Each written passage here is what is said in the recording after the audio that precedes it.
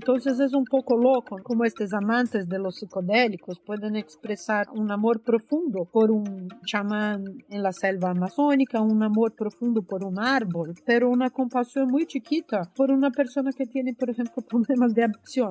En ninguna resolución aprobada en Viena habían puesto el término reducción de daño. Se han generado pues, tendencias en las que vienen a consumir peyote, que el peyote además está en peligro de extinción. Estamos interesados en las plantas de estos pueblos, pero ¿qué hacemos para apoyar a estos pueblos, a estas regiones? La idea de derechos a psicodélicos viene con obligaciones. Hola, soy Alejandra Sánchez Insunza. Yo soy Sara Snap. Esto es Noticias desde un mundo con drogas, un podcast de Dromómanos en colaboración con Instituto RIA. Advertencia. Este podcast no promueve en ningún momento el consumo de drogas legales ni ilegales. Este podcast tampoco difunde los mitos y mentiras alrededor de las drogas. Si tiene dudas, escríbanos a contacto@dromomanos.com o en cualquiera de las redes sociales de Dromómanos. Tras décadas de prohibición a las drogas en Estados Unidos, ahora está de vuelta el estudio de sustancias psicodélicas. Algunas personas han llamado a este proceso renacimiento psicodélico, en referencia al movimiento que hubo en los 50, 60 en Estados Unidos, donde personajes como Timothy Leary buscaban o promovían más bien la expansión de la conciencia a través del uso de sustancias como el LSD, la psilocibina, el MDMA. Y bueno, hoy estamos viviendo un auge nuevo de esta tendencia. Totalmente, pero hay mucho cuestionamiento sobre si realmente deberíamos estar diciendo el renacimiento psicodélico o si siempre ha estado ahí y ahora lo que estamos viendo es un mayor interés por un público en general.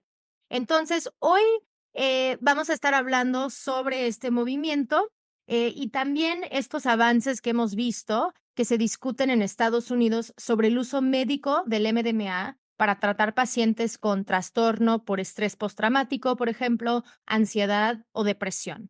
Marihuana, ilegal, desesperación, escape, cocaína, normalizado, deterioro de la salud, ido, adicto, abandono, placer, alucinógenos, disfunción, inconsciente placer, disfunción. Alejandra y yo teníamos muchas preguntas, como por ejemplo, ¿cuáles son las implicaciones de considerar los psicodélicos como si fuera la solución a todos los problemas del mundo?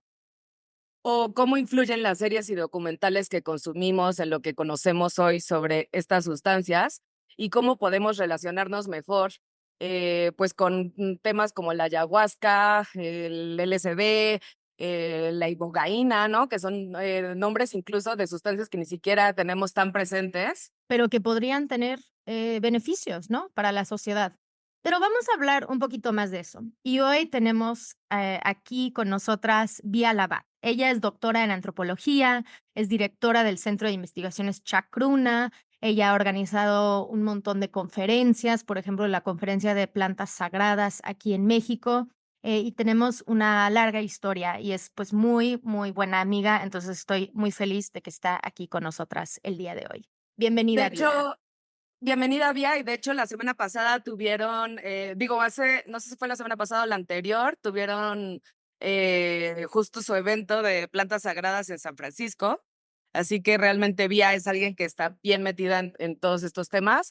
Pues mucho gusto que estés aquí en Noticias desde un mundo con drogas.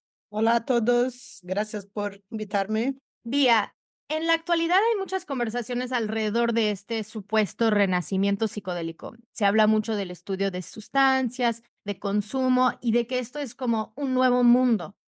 Pero, ¿cuál es tu perspectiva sobre este movimiento? ¿Y cómo se debería estar hablando de esto, tal vez más allá de un renacimiento y más desde las comunidades? Esta palabra renacimiento psicodélico ha sido criticado, ¿no? Por algunos, representa un poco un sesgo, ah, que es como una narrativa, que es una historia que se cuenta desde una perspectiva particular, ¿no? Por ejemplo, si tú piensas en un Huixárika en la sierra en México, o, en fin, un curandero mazateco o un eh, chamán, o como se le llame, pajé Juniquín o Shipibo, no hay renacimiento, siempre se usaron plantas y se siguen usando. Y siempre es parte de la historia de la vida. Y en muchos pueblos indígenas estas plantas están relacionadas a las narrativas, a los mismos mitos de origen de lo que es la humanidad, ¿no? Cuando se cuenta la historia de qué es el hombre y cómo llegó a ser hombre y cómo se diferenció de otras especies o estas historias, ¿no? De la luna y de los lagos y se casó el hijo de la luna con no sé quién. La historia de cómo es la humanidad se ha creado frecuentemente está relacionado a estas grandes plantas, ¿no? A ayahuasca, a tabaco, a coca, a peyote. Entonces, desde este punto de vista no hay ningún renacimiento. Lo que sí hay es un interés occidental renovado actualmente por estas sustancias y esto está muy relacionado al desarrollo científico de las investigaciones, que es un poco también el occidente empezando a descubrir algunos potenciales terapéuticos que ya son conocidos desde tiempos inmemoriales. Sí, y el uso de plantas psicodélicas ha existido desde los orígenes de la humanidad, desde los sumerios, desde Noé, aunque en realidad incluso en especies animales, ¿no? Como los lemures que se colocan con ciertas plantas. Pero la historia nuestra, digamos, nuestra historia se puede entender también a través de estas plantas medicinales, ¿no? Lo que se ve ahora en realidad es como más atención e interés científico hacia las sustancias. Pero ¿cómo empieza? O sea, más allá de Timothy Leary y lo que mencionaba yo al inicio, ¿cuáles serían los antecedentes reales de este nuevo movimiento que hoy encabezan, pues, gente como Rick Doblin, ¿no? De MAPS en Estados Unidos, o incluso Michael Pollan, que ha escrito el libro Cómo cambiar tu mente. O tú misma. ¿Yo misma? No, digo, Vía, Ah, obviamente. mía. Sí, claro. Exacto. Entonces, ¿cómo empieza este nuevo movimiento que hoy está súper fuerte en Estados Unidos y del que se está hablando en todos los medios mainstream? Tuvo una primera ola muy fuerte en los años 50 y 60 y después hubo un retroceso y ahora hay una nueva serie de desarrollos, como dijo Sara, con el MDMA, con estrés postraumático, o tenemos la psilocibina para la depresión y después también hay recientemente otros desarrollos como con LSD y con otras variaciones de psilocibina para cosas tipo ansiedad, depresión, etcétera. Y además también hay de una expansión de interés en las mismas plantas que se globalizan cada vez más, ¿no? Ahora, Vía, retomando esta idea, existen ahora estos estudios clínicos, ¿no? Que se han dado, sobre todo dentro de un ámbito médico. Se ha medicalizado estas sustancias para tratar, sobre todo, enfermedades psiquiátricas. Pero, ¿por qué ha sido esto? ¿Y cuáles crees que son algunas de las razones atrás? Un poco la organización, en fin, los líderes de este movimiento en Estados Unidos decidieron invertir en la vertiente médica y su raciocinio es así, vamos a avanzar eh, la evidencia científica de que estas sustancias tienen potenciales terapéuticos, con eso esperamos reducir el estigma, cambiar la percepción pública, avanzar la regulación y quizás permitir un uso más amplio que no sea solo el uso clínico estricto. Pero a la vez hubo una explosión un poco espontánea, popular, orgánica, descontrolada en el buen sentido, así como palomitas, ¿no? Que se van así por todo el Estados Unidos, que es el tema de de la descriminalización de diferentes sustancias. Y luego, esta inversión en la medicina también está acompañada de cierto optimismo, ¿no? O sea, en los discursos médicos sí hay evidencia, ¿no? De cómo la psilocibina, por ejemplo, ayuda a tratar el estrés postraumático producido por infinitas cosas como el abuso sexual, las guerras, la violencia. eh, y esto a su vez, digamos, ha generado una expectativa positiva, ¿no? De que hay una nueva sustancias en la medicina que pueden ayudar a avanzar en el tema de la salud mental. Creo que algo, a diferencia del movimiento de los 60, es justo ahora, ¿no? Que hay un montón de investigaciones. Estaba leyendo hace poco que hay como 700 estudios científicos al año publicados sobre psicodélicos, ¿no? Y cuando digo psicodélicos, pues me refiero a todas estas sustancias, las que mencionaba anteriormente, MDMA, LSD, ibogaína, Psilocibina. DMT. Psilocibina es una de las más estudiadas ahorita. Sí. Sí, ahora mismo, exacto. Bueno, pero mucho de eso también, yo creo, es especulación, ¿no? Muchos están fondeando estudios porque hay una especulación sobre qué tan grande puede ser ese mercado. Claro, o sea, de hecho, bueno, hace poco estuvimos, ¿te acuerdas? Bueno, el año pasado estuvimos en Psychedelic Science, que fue esta gran conferencia de psicodélicos en Estados Unidos, en Denver, ¿no? Que además era Denver, esta ciudad, y Colorado, el estado, que es el primero que ha legalizado marihuana y para uso recreativo. Ahora mismo también ya está siendo aprobado, ya fue aprobado, de hecho, las terapias con psilocibina. Pero ¿por qué se genera tanto entusiasmo hacia el uso de estas sustancias?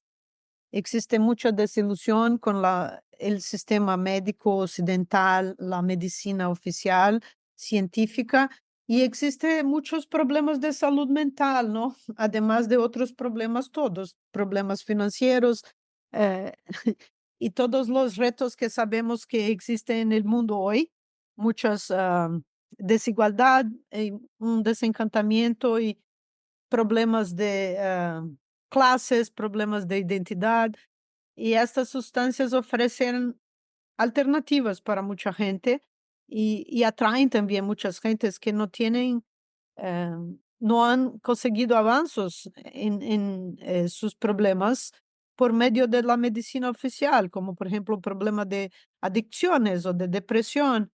Sí, como dices, Vía, yo creo que hay una decepción generalizada con la medicina occidental y la gente está buscando alternativas, ¿no? Al uso de fármacos. Lo vemos dentro de cannabis para uso terapéutico, pero obviamente lo estamos viendo también en este surgimiento de interés hacia alternativas.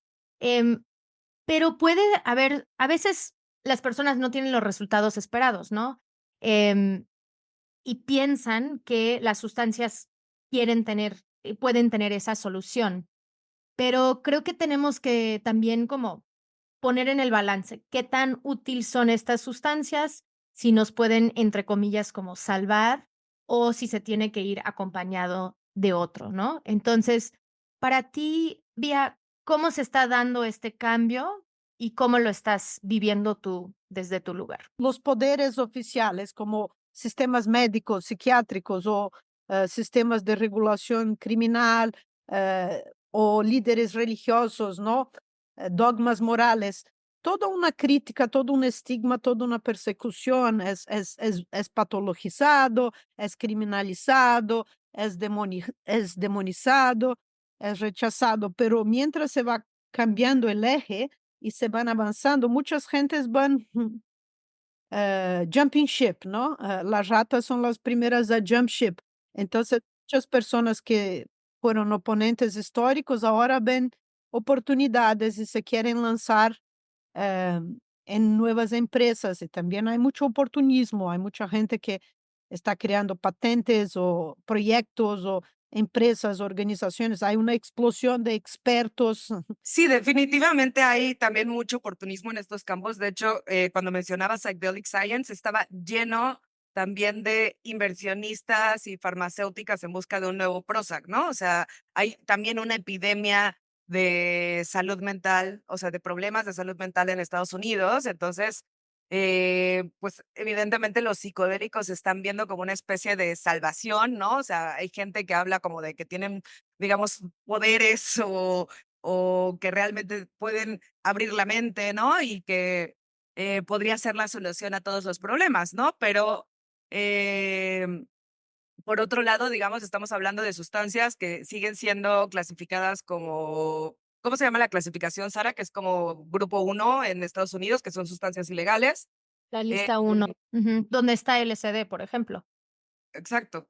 Entonces, estamos pasando como de las drogas son el enemigo público número uno, que fue el discurso de Richard Nixon hace más de 50 años, a esta utopía en la cual las drogas nos van a salvar, o los psicodélicos, ¿no? Porque también cuando se habla de este movimiento es específicamente de psicodélicos y no de otras drogas como la cocaína o la heroína, que se consideran drogas pues más duras, por así decir, drogas más peligrosas, más adictivas, y entonces se está viviendo este llamado excepcionalismo psicodélico. Bueno, ¿Mm? yo creo que vivimos tiempos que casi no hay muchas utopías, ¿no? Por lo menos yo tengo 52 años, cuando crecí todavía había muchas personas así inspiradas por los ideales socialistas y quizás otras utopías, otras alternativas, no sé, de organización social. Cada vez más yo creo que vivimos un mundo sin alternativas, que el capitalismo avanzado parece sin salida y cada vez más traumas y hay esta cuestión del COVID, estos años de pandemia y yo creo que casi nadie tiene esperanza. No hay mucha salida del capitalismo, ¿no? Entonces, es como que parece que no hay opciones o alternativas y yo creo que los psicodélicos terminan por ser como ocupan este lugar simbólico, ¿no? De ser algo que nos va a salvar, que nos va a ayudar, que nos va a curar, que nos va a sacar de donde estamos, porque también todos los avances sistémicos de, de las injusticias del capitalismo, los legados de la colonización, las raíces estructurales racistas, todos esos sistemas de opresiones, de patriarcado, heterosexismo, xenofobia, guerra, y al final, ¿cuáles son los discursos así de esperanza y de amor? No hay muchos.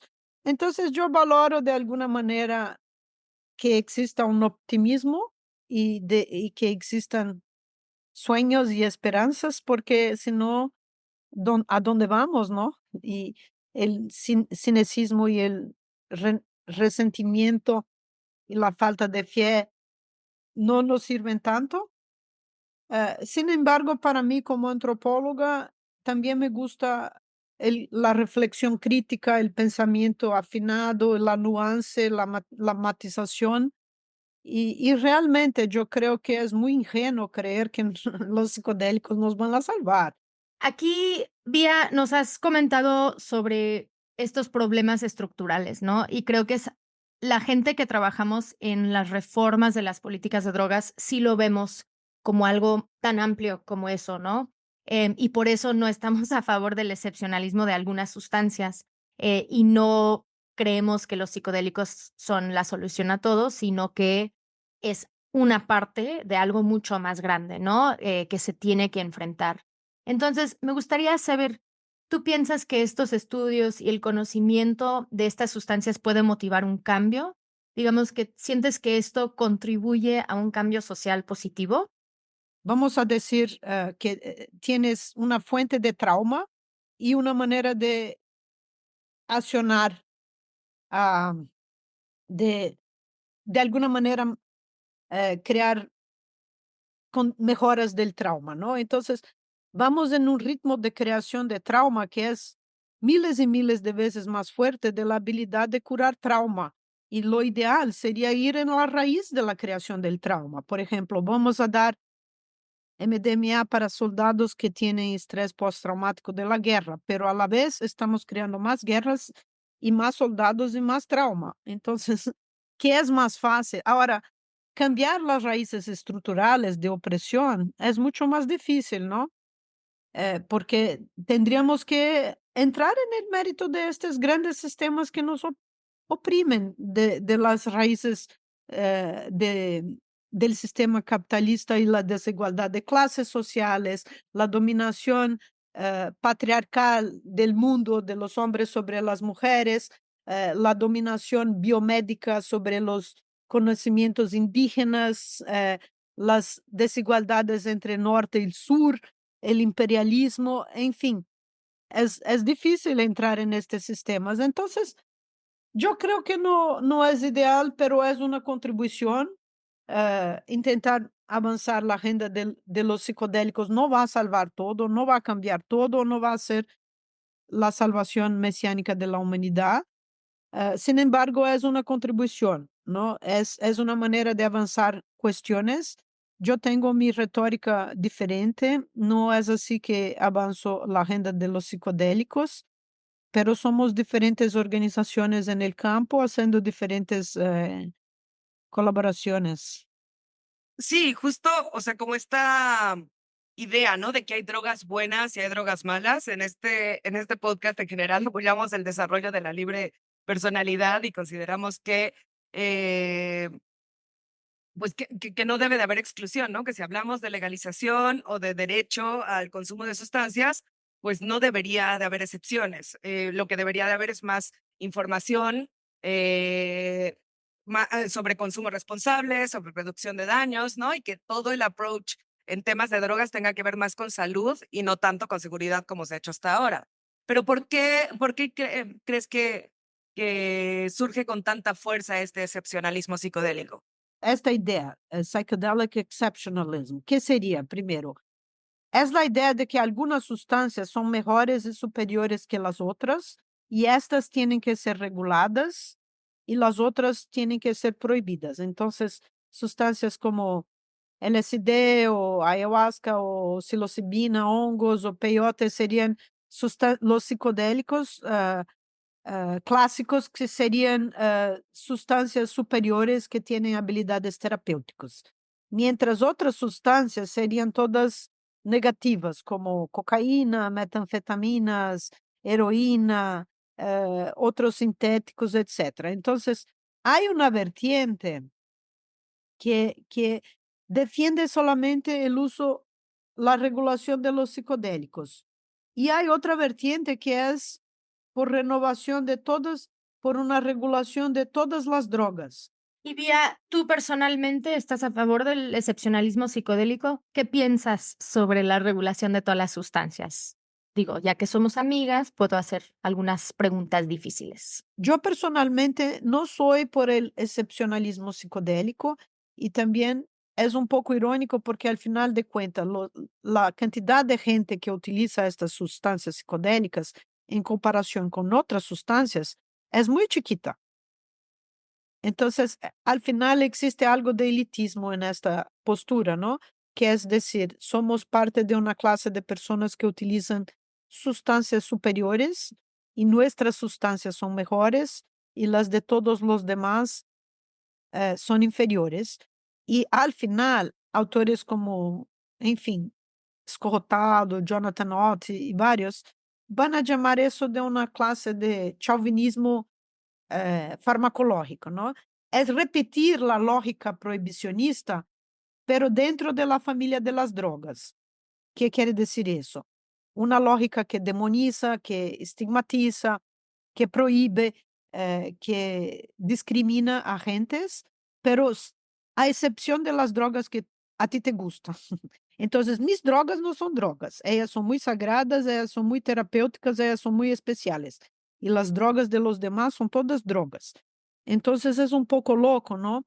Como estos amantes de los psicodélicos pueden expresar un amor profundo por un chamán en la selva amazónica, un amor profundo por un árbol, pero una compasión muy chiquita por una persona que tiene, por ejemplo, problemas de adicción, ¿no? Entonces, está bien, vamos a ser amigos de los árboles, pero a estos drogados les metemos en el bote. Yo veo eso como muy problemático. Personalmente, yo sigo la vertiente de que cree que es una regulación de drogas para todas las drogas es la única opción y es la mejor opción, incluso para manejar los temas de potenciales usos problemáticos, porque con una regulación puedes tener control de calidad, educación, acceso mucho más equilibrados. Say she's mine. She ain't nobody else's.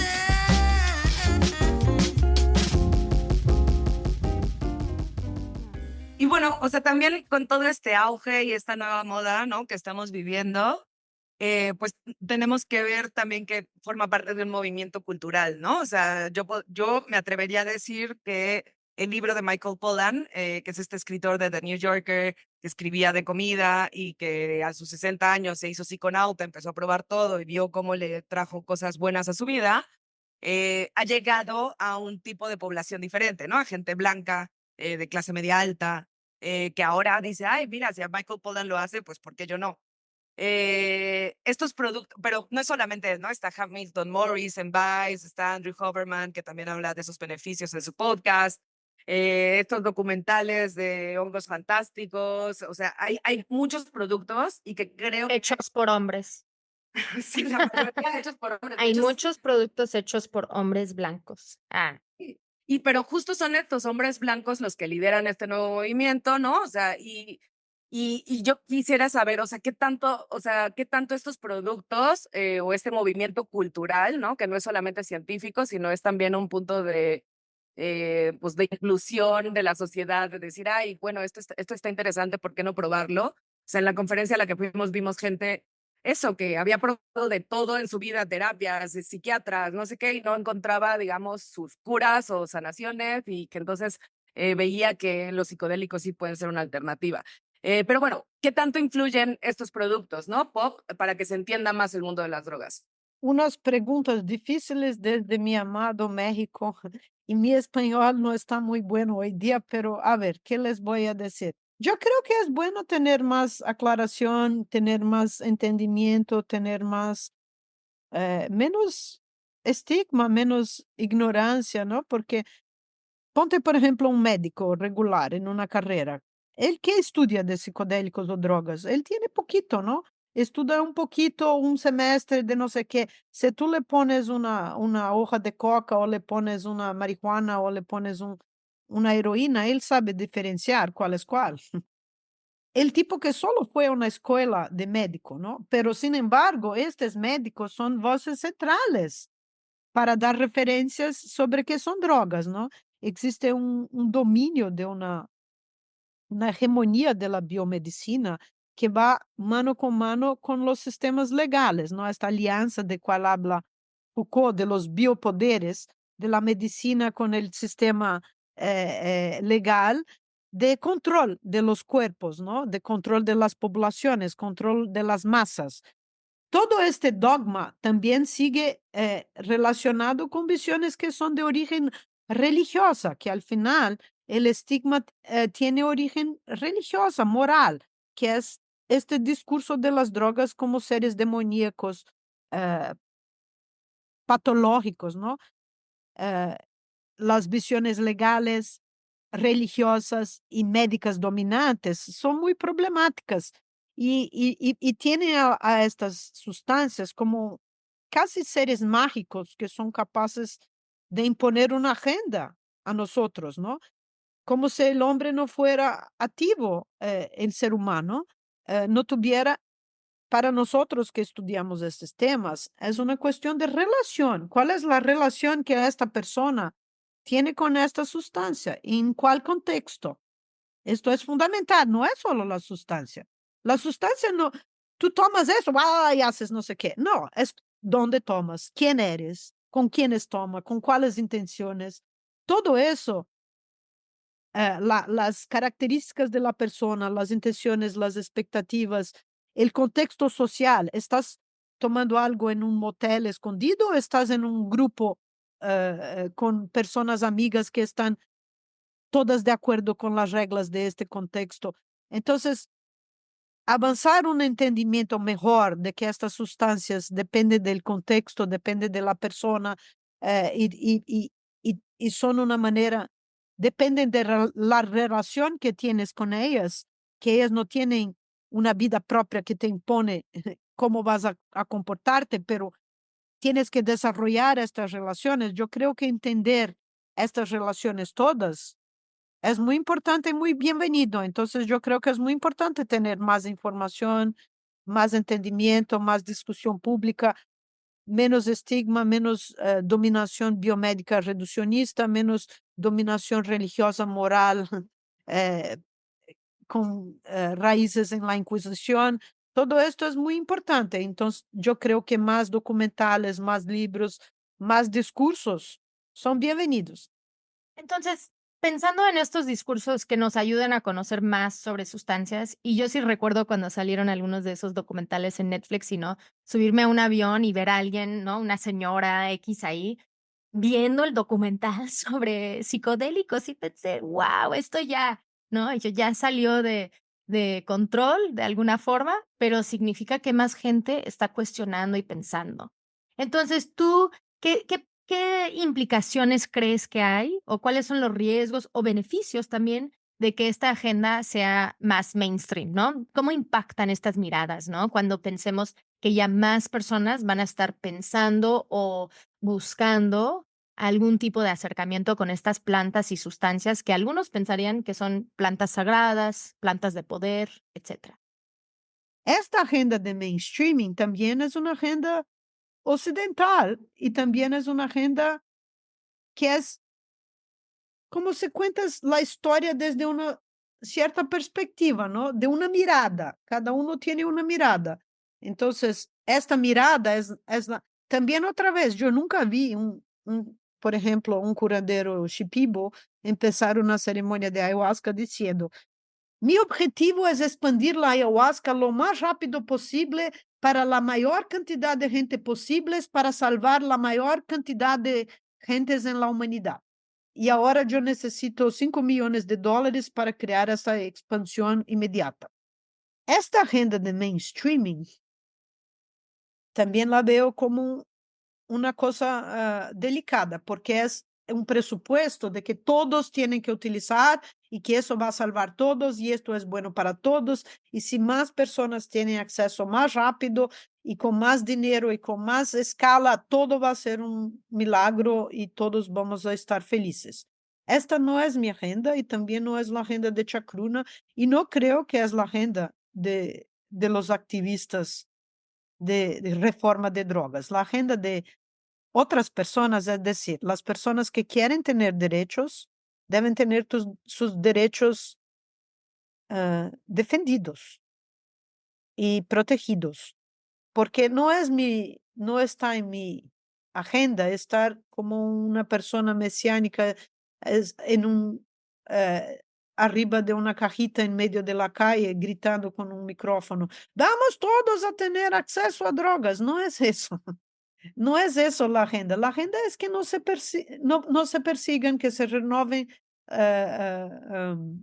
que se renoven las leyes y que se protejan los derechos. Y también la agenda de una expansión es una agenda equilibrada, es una agenda que también involucra no solo derechos, pero obligaciones. Y para quienes estamos involucrados en estos temas o para quienes están interesados y quieren explorar más, ¿cuáles consideras que son esas obligaciones, Vía? ¿Cuáles son nuestras obligaciones? Entonces, por ejemplo, cuando es tema de plantas, hay toda una serie de cuestiones. ¿Cuál es el estado de conservación de estas plantas? ¿Estamos plantando, estamos invirtiendo o tenemos una relación extractivista, capitalista, consumista, que trata la naturaleza como un objeto inanimado que es inferior al hombre, por lo cual lo tenemos que dominar? Otra cosa, ¿de dónde vienen estas plantas? ¿Cuáles son las tierras? ¿Cuáles son los pueblos donde habitan estas tierras? ¿Qué creen estas personas? ¿Cuáles son las necesidades de los pueblos indígenas? ¿Cuáles son las voces? ¿Cuáles son los deseos? Otra cosa, pueblos indígenas no están ahí solo para hablar de psicodélicos o de plantas sagradas contigo, ¿no? Y tus necesidades existenciales o los huecos existenciales personales de una alma desiludida del postcapitalismo occidental. Ellos tienen muchos otros intereses también y otras necesidades. Entonces, ¿qué hace el mundo psicodélico para apoyar cuestiones de derechos indígenas? ¿Cuáles son las principales luchas indígenas? ¿Cuáles son los principales temas que estas poblaciones necesitan? ¿Cómo podemos ser solidarios? ¿Cómo podemos ser aliados no indígenas? ¿Cómo podemos apoyar a las poblaciones indígenas? ¿Qué hacemos para dar de vuelta? ¿Qué es la idea de una reciprocidad? Por ejemplo, la idea de reciprocidad no es yo te doy una cosa, tú me das otra. La idea de reciprocidad es que nosotros hemos robado y quitado mucho, ¿no? Invadido tierras, violado mujeres, raptado niños, obligado poblaciones a no hablar sus idiomas, a vestir ropas occidentales, explotado, esclavizado, tratado de manera racista por siglos y siglos y siglos. Entonces ahora estamos interesados en las plantas de estos pueblos, pero ¿qué hacemos para apoyar a estos pueblos, a estas regiones? Entonces la idea de derechos a psicodélicos viene con obligaciones que tenemos, ¿no? Obligaciones hacia las plantas, obligaciones hacia los pueblos, obligaciones hacia la tierra.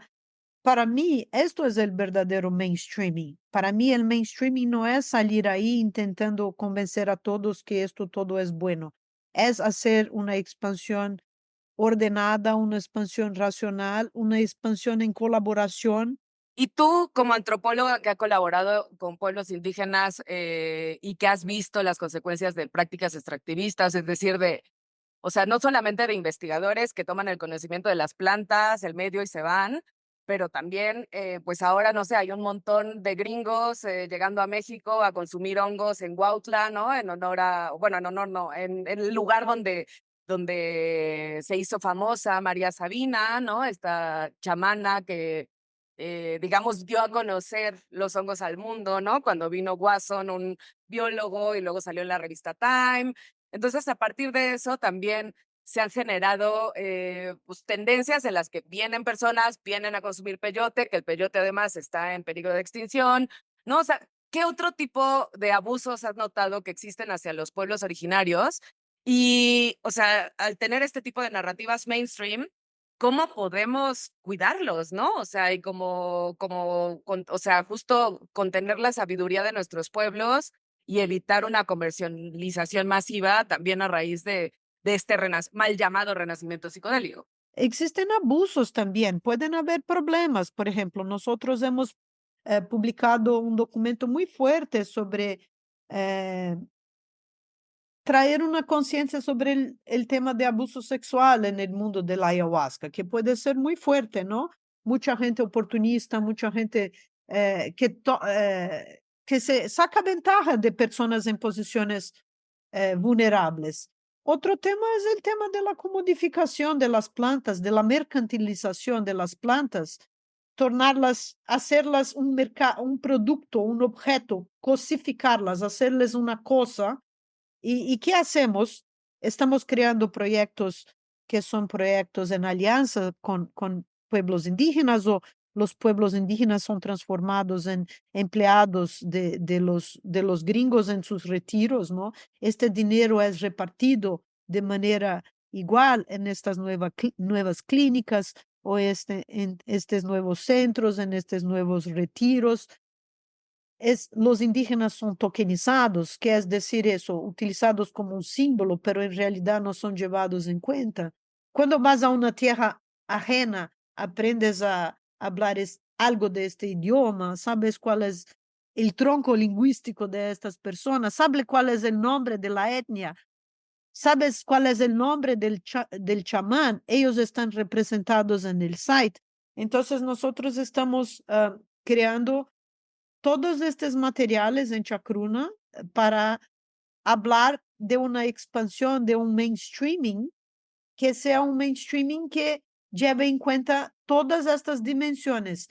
El mainstreaming, por lo tanto, no es salir eh, como un loco diciendo todos pueden utilizar psicodélicos y todos tienen que utilizar psicodélicos y psicodélicos salvan a la humanidad, pero es reconocer todas estas dimensiones, todas estas alianzas, todas estas sutilezas, todas estas complejidades y nuances de esta expansión de algunas sustancias para todo el mundo. Ya para cerrar, tú sabes que me encanta pensar a futuro, porque me gusta pensar qué es lo que va a suceder en nuestras vidas. Entonces, ¿tú cómo piensas en un mundo post-prohibicionista? ¿Cómo lo visualizas? ¿Qué piensas que va a suceder? Sí, otra vez, depende de dónde miras, ¿no? Si estás mirando de California, es como hablar de de un mundo, en fin, gay a partir de California es diferente de hablar a partir del interior de Aguascalientes. Entonces, depende de dónde miras, ¿no? Yo creo que se miras desde China o Irán o Rusia, no existe un mundo post-prohibición, todavía estamos en un muy retrasados, con incluso dificultad de aceptar palabras como reducción de daño en los tratados internacionales. Y Sara sabe todo eso mucho más que yo, que ella trabaja directamente con estos temas.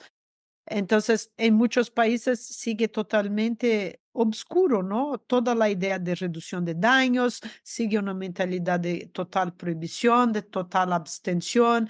Vamos a matar traficantes, vamos a poner en la cárcel usuarios y vamos a seguir con más armamentos, más policía, más prisión, etcétera, etcétera.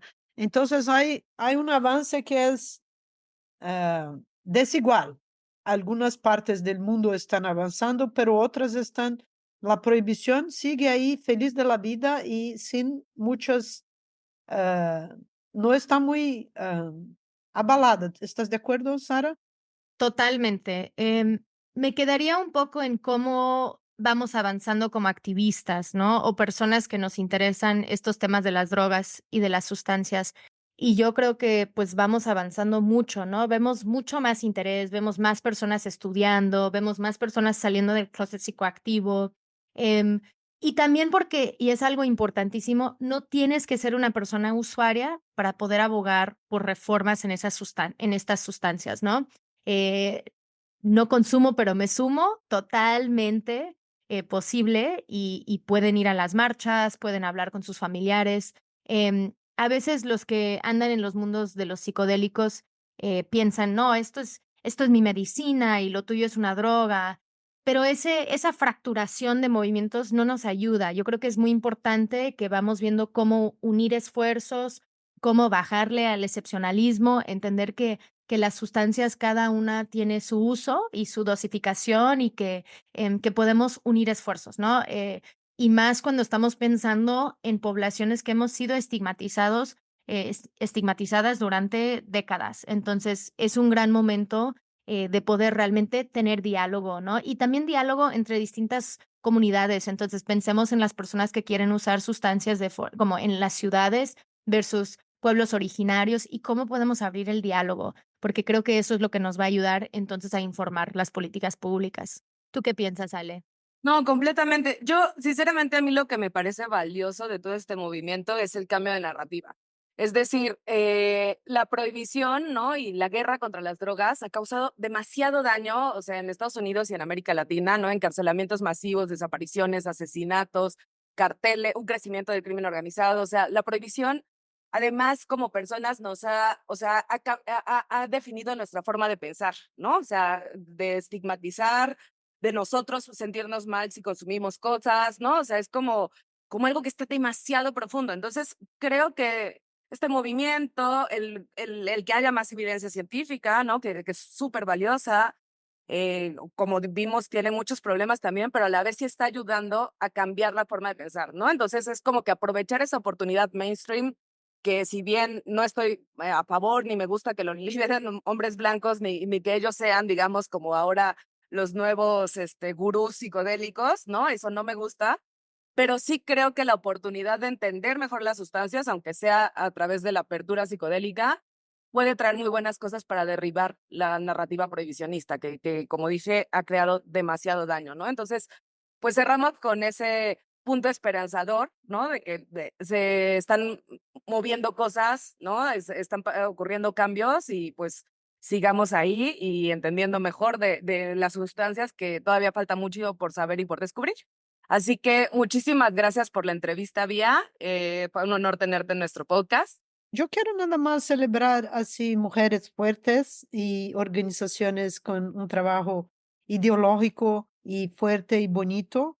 Yo considero un verdadero acto de heroísmo hacer este trabajo en países como México y Brasil, en Latinoamérica, y también siendo mujeres y teniendo organizaciones independientes. Yo sé los retos de sobrevivencia, los retos de hacer este trabajo que uno hace por amor y por cariño y no es por dinero, es a pesar del dinero. Entonces, para mí quería nada más dar este respeto, ¿no? Ay, muchas gracias, Vía, totalmente de acuerdo y es bueno tener este espacio, este tipo de espacios, no el nuestro necesariamente, pero justo para, pues, abrazarnos, entendernos, aprender unos de otros. Sí, muchísimas gracias, Vía, muchas gracias, Ale, y pues vamos a seguir tocando temas tan importantes como este.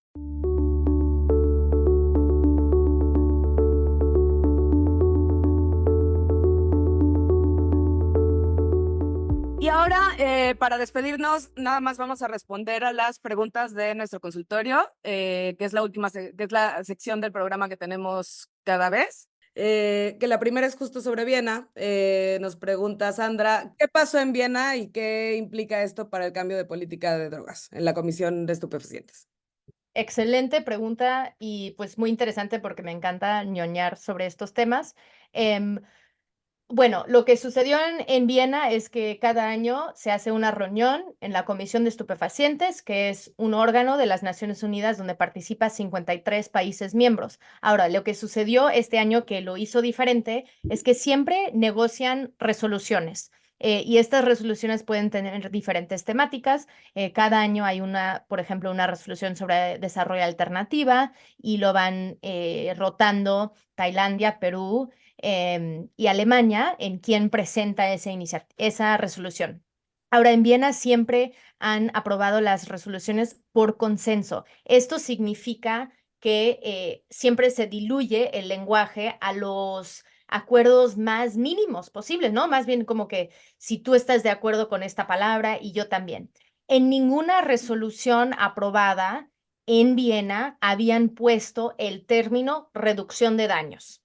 Habían puesto descripciones de las intervenciones, ¿no? Intercambio de jeringas, análisis. Habían puesto los términos, ¿no? ¿Qué sucedía en una intervención de reducción de riesgos y daños? Pero nunca habían puesto las palabras reducción de riesgos y daños o reducción de daños. Había sucedido en la Asamblea General, había sucedido en el Consejo de Derechos Humanos, pero entonces esto nunca había sucedido. Ahora llega Estados Unidos con una iniciativa sobre la reducción de daños para enfrentar la crisis de sobredosis. Ellos intentaron toda la semana de negociar esa resolución para llegar a un consenso y no lo lograron. Igual con la resolución sobre desarrollo alternativo. Entonces, este año había habían 4 resoluciones y 2 lo tuvieron que llevar a voto. Entonces, uno podría decir que este término de reducción de daños fracturó el consenso de Viena, que había sido un consenso de mantener la prohibición, de mantener el status quo. Y entonces, por el liderazgo tanto de Estados Unidos como de Colombia, que también tuvo un papel sumamente importante, votaron estas 2 resoluciones. La resolución sobre reducción de daños, literal, eran 38 países que estuvieron a favor, 6 que se abstuvieron y 2 que votaron en contra, que fueron China y Rusia. Entonces vemos la polarización del mundo en cuál es su enfoque y su abordaje. Lo otro grande que sucedió en la Comisión de Estupefacientes este año fue que por primera vez en la historia había venido el alto comisionado de derechos humanos para presentar su informe sobre los impactos en el disfrute, ¿no? de los derechos humanos por las políticas de drogas, que también hubo un segmento de alto nivel donde Colombia hizo una declaración por parte de 60 países, no todos son miembros de la Comisión de Estupefacientes, donde propusieron, ¿no? alternativas, donde cuestionaban la prohibición y la guerra contra las drogas. Entonces estamos viendo este liderazgo por parte de Colombia y la región latinoamericana de poder llevar unas alternativas. No se había votado una resolución en la Comisión de Estupefacientes en más de 50 años. Entonces sí estamos viendo hechos históricos en estos espacios multilaterales. Buenísimo. Nos escribe también Víctor, que dice que él tiene un consumo normal de alcohol y recientemente empezó a consumir también marihuana, pero que su familia y amigos y demás lo censuran mucho. por su nuevo consumo, porque consideran pues que es una droga ilegal, que no debe de consumirse, etcétera. Y él pregunta si es posible tener un consumo responsable de marihuana y de otras drogas, así como se tiene de alcohol. Claro que sí. Obvio que se puede tener un consumo responsable. Nosotros autorregulamos nuestro consumo de casi todo, ¿no? Si pensemos en azúcar, pensemos en la cafeína. Uno decide después de cierta hora tal vez no tomarse un café si te afecta. Entonces, esa autorregulación es lo más común. Yo creo que, Víctor, sería increíble también que tú podrías leer algunos de los estudios que salen, por ejemplo, sobre cómo algunas personas están sustituyendo su consumo de alcohol con cannabis como una sustancia menos dañina a la salud. Eso ya se está empezando a estudiar en estados donde es legal. Entonces, sin duda, puedes tener un consumo responsable, un consumo consciente. Y más bien, yo la plática que tendría con mis familiares es, desde que empecé a consumir, ustedes sienten que no estoy cumpliendo con mis responsabilidades, que no estoy cumpliendo con mis obligaciones. Ustedes, ¿cuál ha sido, más allá de esta idea de que es ilegal y que eso es una preocupación real, ¿no? ¿Qué tal si tiene un acercamiento con la autoridad y que la autoridad podría abusar de la persona usuaria? Eso es una preocupación real que creo que la familia puede tener, pero él yo pondría en la mesa si ha cambiado su comportamiento, si ha cambiado sus hábitos, si ha cambiado tus propias expectativas y responsabilidades y obligaciones que tú te pones, ¿no? Porque eso es cuando uno tendría que cuestionar su consumo. Lo otro que diría es que hemos normalizado el consumo de alcohol de una forma donde literal puedes tener 3 tipos de alcohol enfrente de ti en una cena y nadie lo pregunta y nadie dice, ay, tienes una cerveza, una copa de vino y un mezcal. Y eso es brutal porque entonces estamos permitiendo que podemos tener muchísimo consumo de alcohol sin cuestionarlo mientras estamos así súper estigmatizando otras sustancias. Oye, y la última de María también está relacionada con cannabis y es por qué, o sea, no, ella cuenta que empezó a tomar hace poco gotas de THC o comestibles, pero que no encuentra muchos estudios sobre el daño o efectos, no daño, pero o sea, sí puede haber daños, más bien pregunta, ¿no? Si puede haber daños, que no encuentra nada que hable específicamente sobre THC. O sea, se habla sobre cannabis, pero ¿por qué no hay más información y evidencia sobre el THC, que es un poco más fuerte, ¿no? Y que no sabe exactamente, pues, qué está tomando, pero le gusta. Bueno, THC no diría que es algo más fuerte, sino que es uno de los más de 100 cannabinoides que existen en la planta de cannabis. Ahora, si ella está consumiendo por comestibles o por gotitas, extractos, lo que no sabes es cómo fue la extracción de la planta. Entonces no sabes cuáles son como la composición real de lo que estás consumiendo. Ahora, si has encontrado un proveedor o proveedora que te gusta sus productos, que te sientes bien cuando los estás consumiendo, eso ya es un avance. Existe información, es que los daños de consumir cannabis son en realidad muy pocos, en el sentido de que pueden haber daños donde tú te sientes como que consumes demasiado y entonces te da marea o te hace dormir cuando no quieres dormir. Entonces son efectos que tal vez son no deseados, pero así un daño a tu cuerpo y más cuando lo estás consumiendo de una forma sin combustión, ¿no? Lo está comiendo. Entonces significa que no hay ningún daño, por ejemplo, a sus pulmones, está llegando de una forma muy sana. Y por eso en el uso terapéutico o medicinal suele ser esa la vía de administración, ¿no? Oral y con esas presentaciones.